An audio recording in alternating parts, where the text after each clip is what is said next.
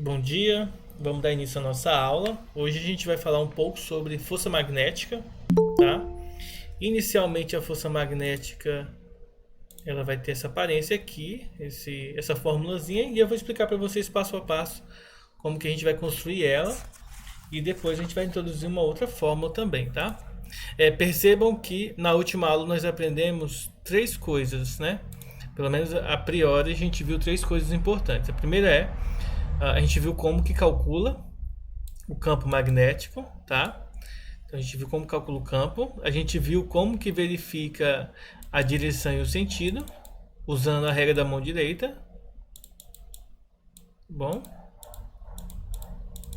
E a última coisa que a gente viu, no final da aula eu vou passar o exemplo das fórmulas, tá, gente? Um resumo delas, tá? Para vocês, que é aquele resumo que sempre tem no final da apostila. E a terceira coisa, a gente viu como que essa relação, esse estudo, né? Ele ocorre com, no caso, os átomos, tá? A relação entre o campo e os átomos. Na verdade, isso aqui foi a primeira, né? Depois que a gente viu as outras. Aqui a gente tem que lembrar o seguinte, que existem três formas, né, de nós construirmos o campo magnético através de fios, né? No caso, um fio reto, a gente viu a primeira relação que era o fio reto, que nada mais era do que, em relação ao fio reto, foi o campo, ele é dado pela seguinte expressão, uma constante vezes a corrente, dividida por 2π vezes o raio. Quando nós temos aqui fio, né? Quando nós temos uma espira, o campo ele fica praticamente a mesma coisa. A gente só tira aqui o π do meio, tá? E quando é um solenoide, aí a gente tem que fazer essa fórmula utilizando o produto da quantidade de espiras que aparecem vezes a corrente. Deixa eu ver aqui.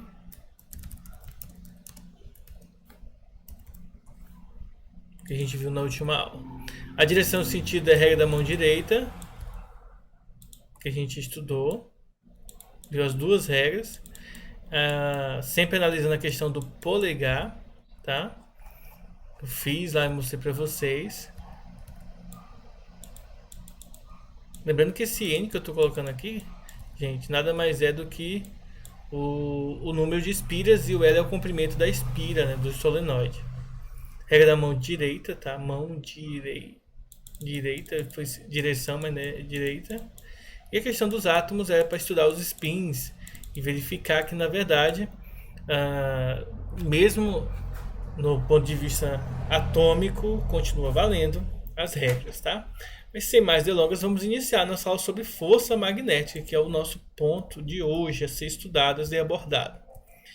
Então, vou copiar algumas imagens, como eu sempre estou trabalhando com vocês, tá? Copio algumas imagens e a gente faz uma discussão em relação a essas imagens, tá? Então vamos começar aqui pelo seguinte, como o que a gente já havia abordado, olha só, cargas elétricas elas criam um campo elétrico que exercem forças em outras cargas elétricas. Por outro lado, como correntes elétricas produzem campos magnéticos, é de supor que o campo magnético exerça forças sobre outras correntes elétricas. Então, relembrando, nós já vimos estudado as cargas elétricas, né? Lembre-se que tem cargas elétricas positivas e negativas, tá? Com o decorrer do estudo, a gente verificou que após as cargas elétricas, elas criam, então, né, gerado um campo elétrico, tá bom? Que, por sua vez, esse campo elétrico gera uma força elétrica que atua sobre essas cargas. Ora, então a gente está vendo a relação entre campo elétrico, força e cargas. E, claro, corrente elétrica, que vai estar induzido aí no meio. Nosso ponto agora é analisar que se a gente tiver um ímã, tiver um campo magnético, se isso vai influenciar então na criação de um campo que nós vamos chamar na atuação da força em relação ao campo magnético, tá? Então a gente vai criar, ou melhor, a gente vai não criar, mas a gente vai deduzir então agora a criação de uma força que nós vamos chamar ela de força magnética, tá? No caso, essa força vai estar atuando em relação a uma força, a uma corrente elétrica, que vai ser induzida conforme essa ilustração aqui, tá? Então veja o seguinte: as experiências que os físicos fizeram mostram então que a suposição de que, dada um campo magnético e a corrente elétrica, vai existir uma força aí atuando sobre a corrente, tá? Então, campos e correntes pouco intensos são capazes de criar forças de bom tamanho. Então não precisa ser aí um campo absurdamente grande, nem uma corrente absurdamente alta para criar um campo notável, tá? Para que a gente possa fazer a análise. No nosso caso, como a gente não vai ter o recurso de laboratório para a gente poder criar isto, até porque a gente está no ensino médio e, além do mais, nós estamos, né, em casa, a gente está em home office, então não tem como a gente fazer essa criação aqui, tá? Não só é um pouco complicado, mas a gente também está em lockdown, então, enfim, resumindo, não vai ter como. Mas vamos lá. Analise a seguinte situação: nós temos aqui um ímã, tá? Nós temos um fio que está passando aqui por este ímã. Nós temos uma corrente que está com a chave aberta, então a corrente elétrica que vai ser nula, porque não vai estar. Então, passando corrente por esse fio. E aqui nós temos uma segunda situação em que a mesma chave está fechada, e aí a corrente vai estar passando livremente, tá? Na figura A, temos o fio flexível, é colocado num campo magnético criado por um ímã permanente. Beleza. Letra B, a mesma situação, só que agora a chave está fechada, então a corrente está passando. Quando a corrente é fechada, então, quando a chave é fechada, então vai ocorrer da corrente passar pelo fio, tá? Então vai ter corrente, na verdade, vai ter corrente circulando, né? Ao atravessar o fio flexível, uma força magnética será exercida pelo campo magnético. Deixa eu adicionar essa pessoa que está entrando agora. Deixa eu ver quem é. Ó, o João Gabriel. Então, ao fechar, vai ter corrente, e ao atravessar o fio, uma força será exercida pelo campo sobre ele e fará com que ele seja puxado na direção mostrada. Então vocês vão observar na figura que basicamente, ó, aqui a ilustração nos mostra que esse fio ele mudou aqui o seu comportamento devido à força elétrica, tá? Para se determinar o sentido da força magnética que atua sobre a corrente que é colocado no campo magnético, podemos valer uma outra regra prática chamada também de regra da mão direita, tá? E existe uma diferença entre essa e a que a gente havia abordado anteriormente no campo magnético. Observe que são duas coisas diferentes, ó. Eu vou tá mostrando aqui, e aí eu vou ligar minha câmera para mostrar para vocês a análise, tá? Eu vou mostrar aqui a imagem do livro e depois eu vou estar mostrando aqui a imagem. Basicamente, o que essa regra da mão direita diz pra gente é o seguinte: se os dedos, os dedos da mão direita vai indicar o campo magnético, ok? Vai ser essa direção para cá, ó, campo magnético. O polegar vai indicar a corrente e a força magnética vai ser a palma da mão direita. Então, campo magnético nessa direção, corrente nessa direção, então a força vai estar apontada para cima. Resumindo, a direção da força magnética é perpendicular à corrente elétrica e ao campo magnético. Então, força, ela forma um ângulo de 90 graus com um vetor aqui, ó, esse vetorzinho daqui e esse vetorzinho daqui. Então, ele forma um ângulo de 90 graus com ambos os vetores. Basicamente, seria o seguinte: se você coloca a sua mão, tá, apoiada na mesa, você vai perceber que o campo magnético vai estar o campo magnético e a corrente vão estar sobre a mesa e a força vai estar apontando para cima da mesa, tá bom? Então, deixa eu ligar aqui a câmera para a gente ter uma abordagem um pouco diferente aqui, só para mostrar para vocês, tá? Deixa eu ver aqui que se regular aqui. Então, basicamente é o seguinte: você vai ter a regra da mão direita e ela vai indicar para vocês, tá, que os dedos da mão direita vai ser o campo magnético, o teu polegar vai ser a indicação da corrente e a palma da sua mão vai indicar a força magnética. Ora, se o campo estiver nessa direção e a corrente nessa, a palma vai estar apontada para cima. Então, o sentido da força magnética para cima.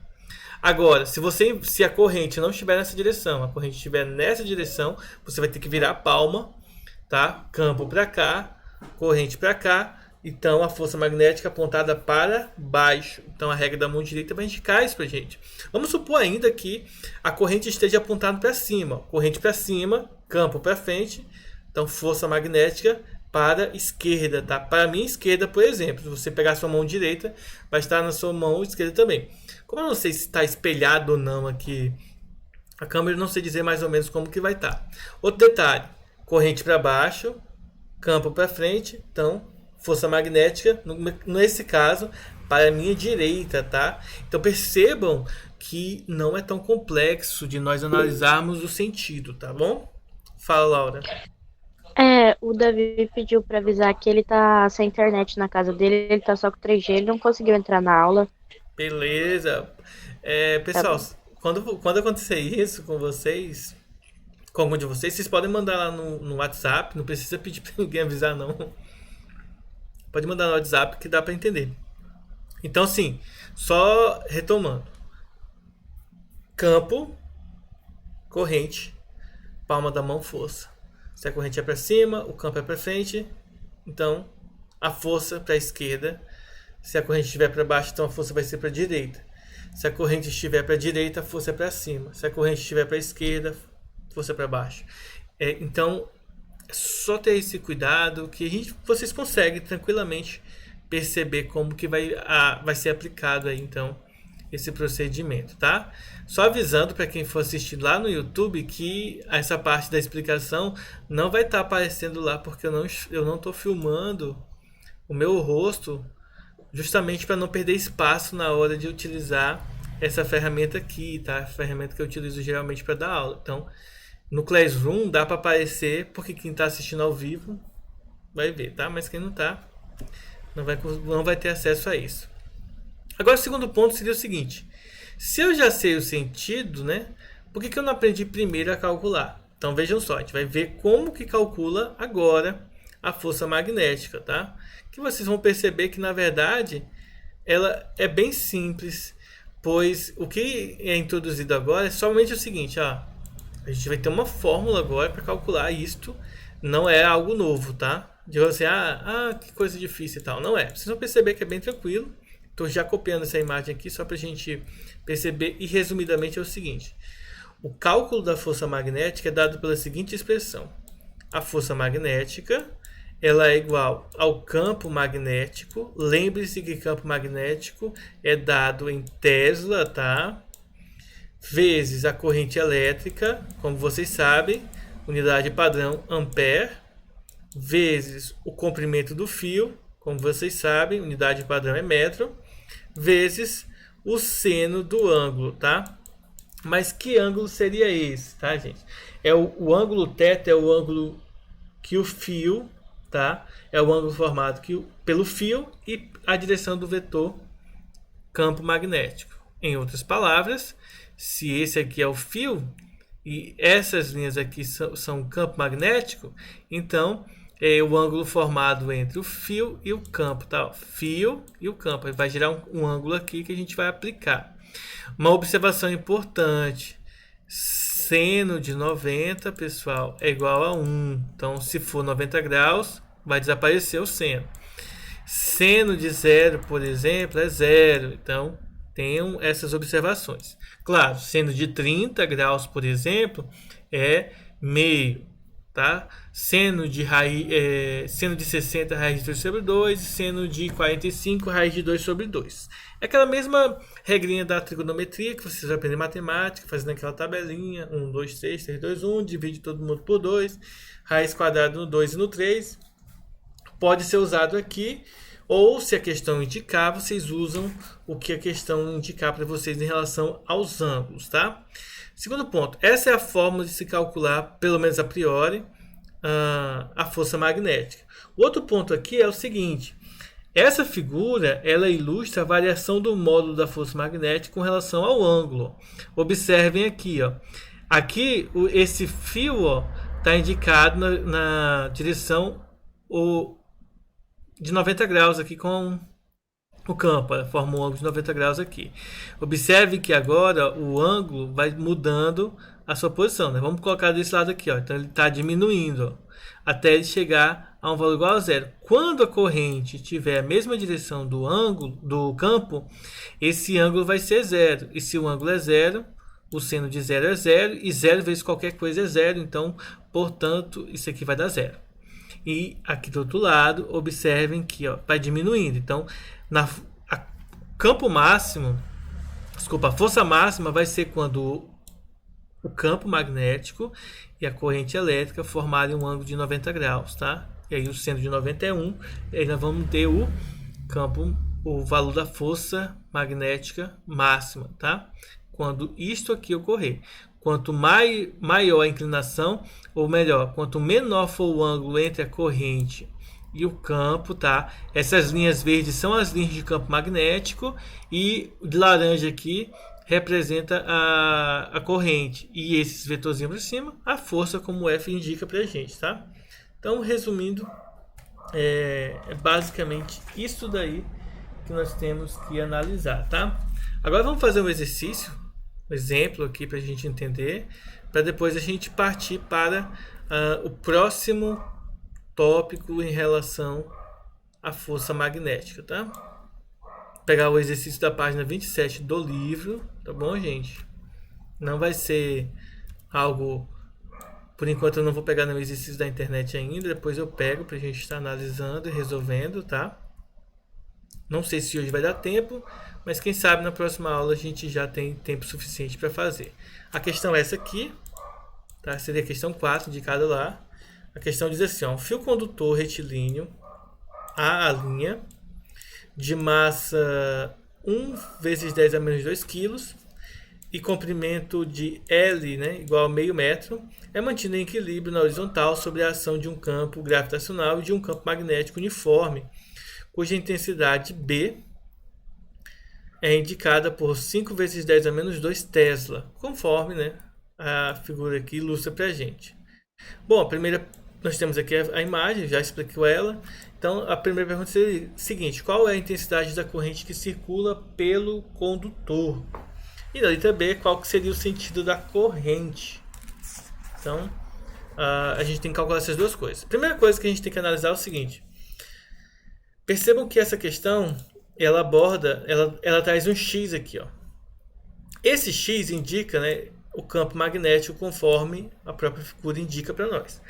Além disso, vocês vão observar que isso aqui é um X. Lembrem-se que o X representa o quê? Representa que o campo magnético... Imagina que eu pego agora essa placa aqui e coloco ela de perfil aqui pra gente, tá? Isso significa, gente, que o campo está fazendo isso aqui, ó. Ela está passando, tá, para dentro dessa imagem, tá? Então ela está furando a imagem. Então o campo é como se estivesse furando essa imagem, tá bom? Esse aqui é o campo magnético. Observem que a força peso, tá, associada ao campo gravitacional, ela aponta para o centro da Terra. Então a força peso aponta para baixo, tá? Então continua sendo a mesma análise.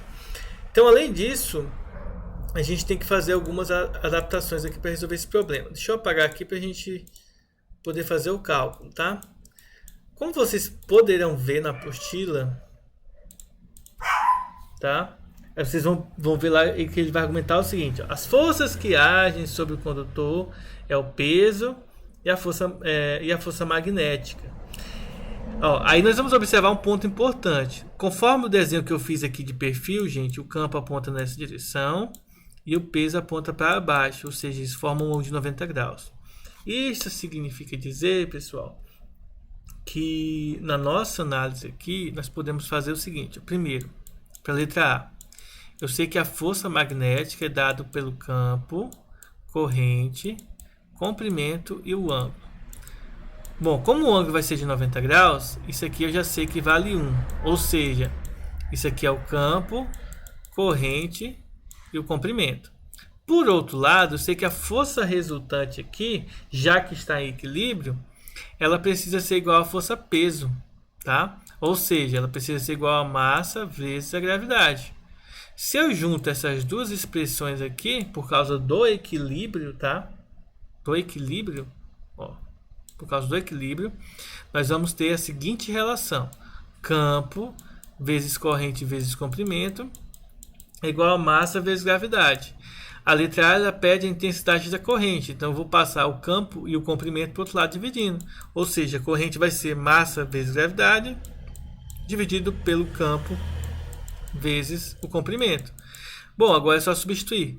Massa é 1 vezes 10 a menos 2. Eu nem vou colocar o 1, tá? Vou deixar só o 10 a menos 2, porque o 1 não precisa. A gravidade, como sempre, nós podemos adotar como 10 metros por segundo ao quadrado.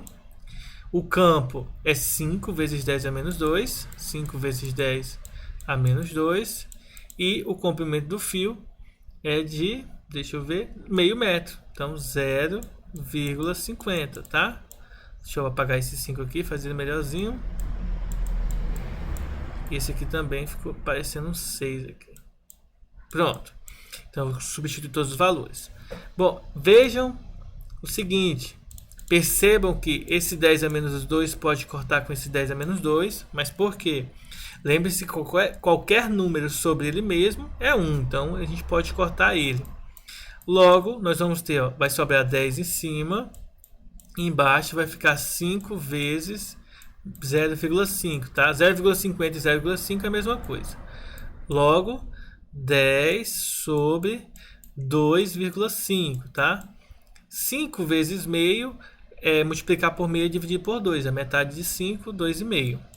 Vou multiplicar por 10 em cima e embaixo, tá? Só para tirar a vírgula de baixo. Então, vai ficar 100 sobre 25. Isso aqui a gente poderia já ter usado na calculadora aqui e resolver direto. Eu só estou mostrando os passos, tá? 100 dividido para 25 é 4. Portanto, a intensidade da corrente aqui vai ser de 4 amperes, tá? Então, isso aqui é só para resumir aqui o cálculo que foi feito. Para o item B, é pedido para a gente verificar qual que é o sentido da corrente. Ó, na regra da mão direita, lembre-se que a corrente é representada pelo polegar.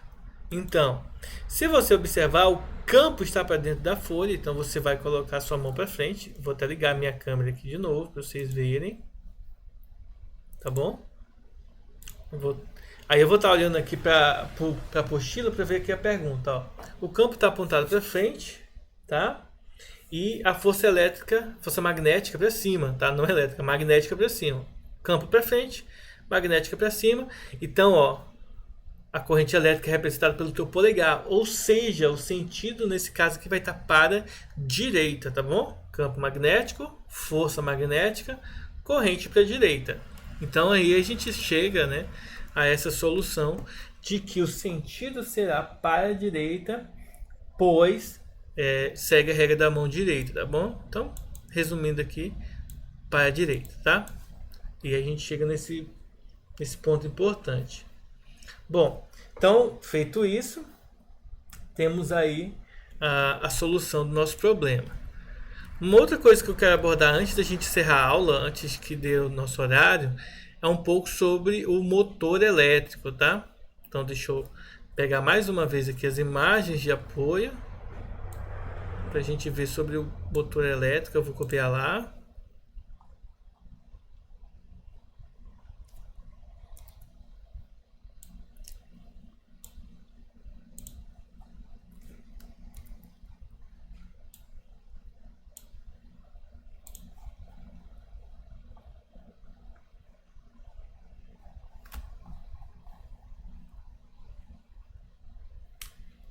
Beleza.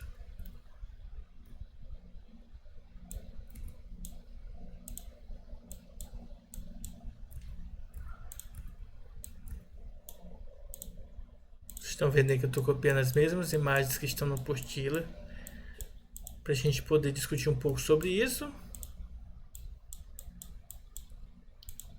E aí depois a gente vai falar sobre os aparelhos de medida, tá bom? O motor elétrico ele vai funcionar da seguinte maneira. A força que um campo magnético exerce sobre um condutor percorrido por uma corrente elétrica pode ser utilizada para realizar trabalho. Esse trabalho aqui, gente, é justamente aquele trabalho que a gente aprendeu já. Ó. Trabalho que a gente estudou lá quando você, na verdade, vocês estudaram lá no primeiro ano, trabalho, tá? Trabalho realizado pelas forças. No segundo ano, vocês estudaram os teoremas relacionados com trabalho e energia cinética, potencial e mecânica. E no terceiro ano, nós estudamos o trabalho relacionando isto com o campo elétrico e com a força elétrica, tá? E com as cargas. Então aqui vai funcionar da mesma maneira, de forma semelhante, vamos colocar assim. E vocês vão observar o seguinte, ó. O princípio básico do funcionamento dos motores elétricos é que ele transforma energia elétrica fornecida por um gerador em energia cinética de rotação, ou seja, ele faz uma transformação da energia elétrica em energia mecânica. A figura seguinte, que é essa daqui, representa um motor elétrico simples que funciona utilizando corrente contínua. Existe corrente contínua, pessoal, é a corrente que é ou de bateria ou de pilha, tá bom? É uma corrente que ela permanece constante no decorrer do tempo. Existem, no entanto, motores que utilizam corrente alternada, mas isso aqui é só para a gente dar uma olhada no basicão, tá? A gente não vai entrar a fundo aqui nem montar um motor elétrico. Bom, então aqui nós temos o que? Um eixo. Esse eixo aqui é o responsável por segurar os equipamentos aqui do giro, tá? A espira, e para girar também. A espira, que seria esse sólido aqui, condutor. Nós temos um comutador, uma escova, o gerador, os fios que transmitem a corrente, e nós temos aqui em cima, embaixo, os polos magnéticos do ímã, tá? Observem que o campo magnético está sendo indicado aqui, ó, pra gente, tá bom? Esse aqui seria o nosso campo magnético de um ímã para o outro. O motor elétrico é constituído basicamente de uma espira rígida, retangular, colocada num campo magnético. E a partir disso, quando ela é percorrida por uma corrente elétrica, tá? Cada um dos seus lados, cada um dos lados da espira ficará sujeito a uma força magnética que o fará girar em torno do eixo central. Em outras palavras, é como se, quando a corrente passa aqui, é como se ele estivesse empurrando esse objeto para baixo. Só que como ele está suspenso em algo com eixo, ele, em vez de ele ser jogado para baixo em direção ao polo sul, ele vai simplesmente receber um movimento circular aqui, tá bom? Nessa outra figura aqui, nós temos o seguinte: nós temos a força magnética aí para baixo, tá? A força F1, F2, tá bom? Nós temos alguns pontos aqui, P, R, Q. Nós temos a corrente aqui, ó. A corrente está atravessando nessa direção, que seria basicamente aqui, ó, a passagem do fio, tá? Nessa direção aqui. E aí nós vamos aplicar a regra da mão direita, ó. Aplique a regra da mão direita aos lados PQ, esse lado aqui, ó, PQ,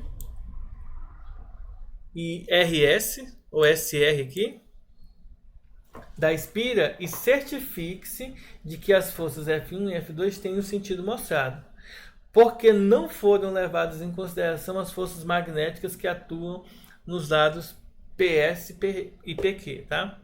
No ponto 2 é uma vista frontal, como se você estivesse vendo de frente. Nós temos aqui, ó, em S aqui nós temos o campo na direção para dentro do monitor, no caso aqui, do monitor ou da folha de papel, se você estiver olhando na apostila.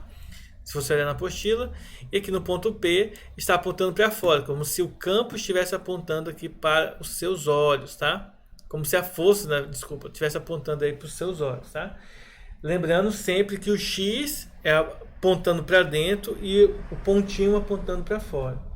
As extremidades das espiras estão presas a dois arcos metálicos que formam uma peça chamada comutador e que giram junto com a espira.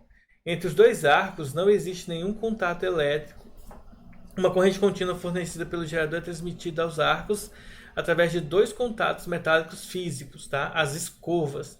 Dessa maneira, a cada meia volta do comutador em torno do eixo central, os arcos ficam ligados e os a polos diferentes do gerador. O sentido da corrente da espira é invertido para permitir que ela continue a girar no mesmo sentido. Então há uma inversão aí de corrente, fazendo com que seja sempre gerado aqui, tá? Deixa eu pegar uma imagem aqui para mostrar para vocês.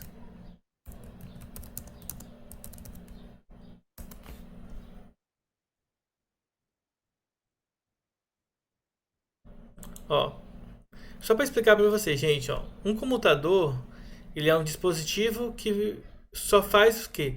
Ele só faz mudar o sentido da corrente elétrica no circuito elétrico, tá? No motor elétrico, tá bom? Então, o papel desse carinha aqui, ó, do computador, é inverter a corrente, tá bom? Então, a principal finalidade dele é inverter isso. Por quê? Porque quando ele inverte a corrente, o giro desse motor, o giro no eixo vai ser sempre no mesmo sentido. Senão aconteceria do que? No momento girar para cá, aí no segundo momento ele volta a girar no sentido anti-horário, por exemplo. No sentido horário, depois vai para o sentido anti-horário. Então a ideia do comutador é, ao inverter a corrente elétrica, ele faz com que sempre o objeto fique girando no mesmo sentido, tá? O eixo fica sempre girando no mesmo sentido. Tá bom? Deixa eu agora vamos ver o seguinte. Nosso próximo ponto a analisar agora seria como funcionam os aparelhos de medida, tá?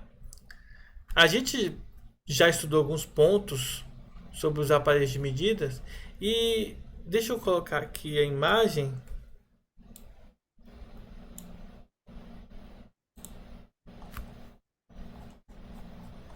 E eu queria terminar aqui a força elétrica de um... Não, deixa eu passar aqui, a gente vai ver agora a força elétrica sobre uma carga em movimento, tá? Depois eu falo sobre o circuito de medidas por causa do tempo. E aí é o seguinte, o próximo ponto seria nós analisarmos a mesma força elétrica, tá? Força magnética que a gente abordou no início, campo vezes corrente vezes o comprimento vezes o ângulo que a corrente forma com o campo, tá bom? Então vejam só, a força magnética agora associada a uma carga elétrica em movimento vai levar em consideração a seguinte expressão, ó. Força elétrica, ela vai ser o campo vezes a carga, né? Observem que aqui, ó, lembrem-se, corrente elétrica, o I, ela é a carga dividida pelo tempo, tá? Então, a partir disso é que nós vamos chegar nessa expressão. Além disso, nós vamos introduzir a velocidade. Percebam que já que está em movimento, faz sentido nós usarmos a velocidade. Mas a velocidade não vai aparecer aqui simplesmente porque a gente quer que ela apareça. Não, é por causa do seguinte, ó, o comprimento ele pode ser descrito como sendo um ΔS. Então, no lugar da corrente aqui, ó, o I vezes L, nós podemos colocar o quê? Nós podemos colocar o ΔQ, que seria carga sobre tempo, vezes o ΔS. Se eu junto esses dois carinhas aqui, eu obtenho a carga vezes a velocidade média. Para não ficar assim com essa formazinha meio feinha, a gente coloca só carga vezes velocidade, tá bom? E lembrando que esse ângulo continua sendo agora, continua não, ele passa a ser o ângulo da velocidade com relação ao campo magnético, tá? Esse ângulo aí é o ângulo da velocidade com o campo, já que nós não vamos estar abordando, pessoal, nós não vamos estar abordando aqui a corrente elétrica. Porém, vale ressaltar que a regra da mão direita vai continuar valendo mesmo para essa situação. Deixa eu mostrar uma ilustração aqui para vocês. Duas ilustrações, uma da regra direita, da mão direita, e o outro com relação ao ângulo, tá? Então, basicamente é isso aqui, ó. Aqui nós temos a primeira imagem, tá? Relacionada aí ao ângulo. E a segunda imagem relacionada aqui à regra da mão direita. Então, só para exemplificar, a velocidade vai ficar colocada no lugar da corrente elétrica, tá? Que nós temos o campo e aí o ângulo formado. E aqui a força elétrica apontando para cima, tá? Usando a regra da mão direita, ó, mesmo procedimento. Polegar vai representar a velocidade, as pontas do dedo vai representar o campo e a palma da mão vai indicar a direção, o sentido da força magnética. Simplesmente isso, não muda muita coisa em relação à corrente, tá? Não, só muda mesmo a nomenclatura que nós vamos estar abordando. Vamos lá para o próximo ponto. Para a gente encerrar a aula, a gente vai fazer só um exercício dessa parte, tá, gente? Para que vocês entendam. Na verdade, a única diferença entre esse aqui e o outro é somente a forma como é abordado a fórmula, tá? Deixa eu pegar um exercício aqui da internet. Deixa eu ver se eu acho um rápido, né? Um fácil também para fazer. Força magnética. Os difíceis eu tenho que deixar para vocês. De força magnética.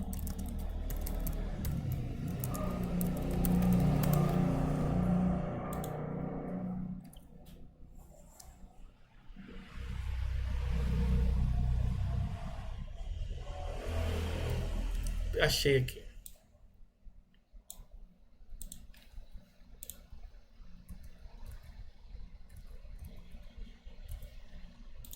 Bom, então o exercício é esse aqui, ó. Opa. Suponha que uma carga elétrica de 4 microcoulomb seja lançada em um campo magnético de 8 teslas, sendo 60 graus o ângulo formado entre a velocidade e o campo.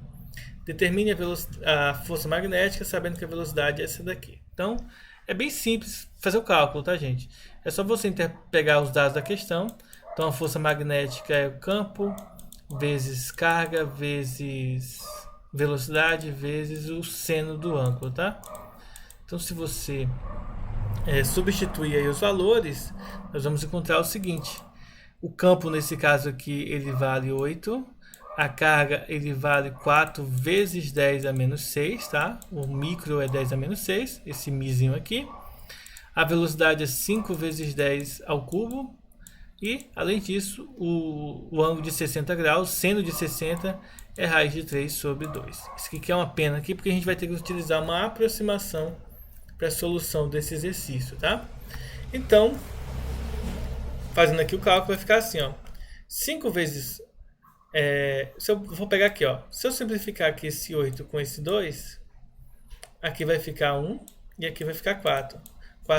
5 vezes 4 é 20. 20 vezes 4 vai dar 80. Então, aqui 80 vezes 10. 10 a menos 6 vezes 10 ao cubo vai ficar 10 a menos 3 vezes raiz de 3.